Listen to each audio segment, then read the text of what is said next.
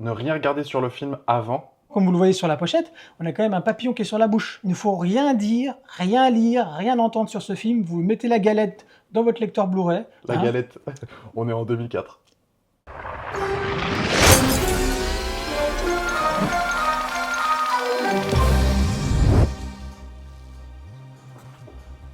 Stan! Salut, ça. Qu'est-ce que tu cherches?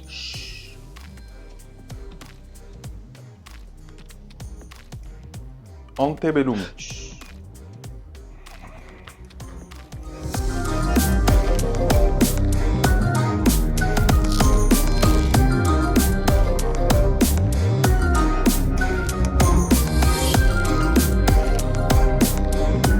Antebellum.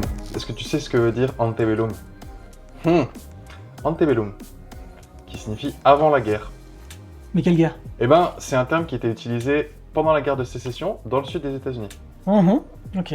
Donc ça fait sens. Ça fait sens. C'est rare de voir une scène d'ouverture de film qui pose autant le décor directement. On peut rappeler ce que c'est. Donc c'est un long plan de 5 minutes à peu près, qui s'ouvre sur les rires d'une petite fille.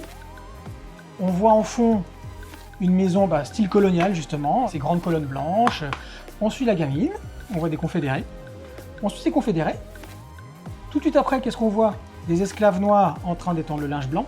On est en plein dans l'imagerie limite, c'est autant n'emporte le vent. Et là, on arrive dans le quartier, on va dire, des esclaves, dans le quartier noir. Mais c'est pas terminé, parce que au loin, on voit un champ de coton. On voit qu'il y a en gros 2 esclaves qui ont essayé de se sauver et qui ont été rattrapés par La patrouille. Le plan se déroule sur 700 mètres. Donc ça veut dire qu'avec le coucher du soleil, tu peux à la limite le faire 1 fois ou 2 fois, ton plan. Tu fais 1 ou 2 prises, je veux dire. En fait, il aura fallu 4 jours pour avoir la bonne prise. C'est une image qui est très contrastée, granuleuse, mais juste ce qu'il faut, qui rappelle la pellicule. Ouais. C'est parce qu'ils ont utilisé des objectifs qui ont eux-mêmes été utilisés sur Autant n'emporte le vent. Ah! Et c'est à dessein. Les réalisateurs estimaient que Autant n'emporte le vent transporte quand même beaucoup d'idées où il y a une espèce de nostalgie sur ce sud colonial. Donc ils se sont dit, on va reprendre ces objectifs-là et on va détruire cette image-là. Il y a énormément de détails à l'image, pas obligatoirement justement sur les acteurs principaux, au contraire. On est dans des habitations d'esclaves d'époque, donc des petites baraques en bois, et on a toujours des fenêtres qui sont ouvertes. Et si tu regardes dans ces petites lucarnes, il se passe toujours quelque chose en fond. Comme si on était dans quelque chose d'hyper théâtral. C'est pour ça qu'on est en scope aussi, dans l'image. Ça veut dire quoi en scope? Scope, c'est un format très large. En gros, pour refaire simple, c'est ce qu'on appelle du 2.35 ou du 2.40.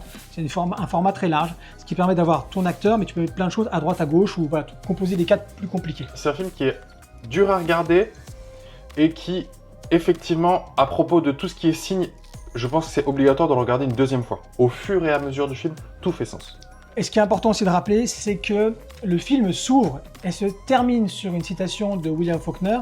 Le passé n'est jamais mort. Il n'est même pas passé.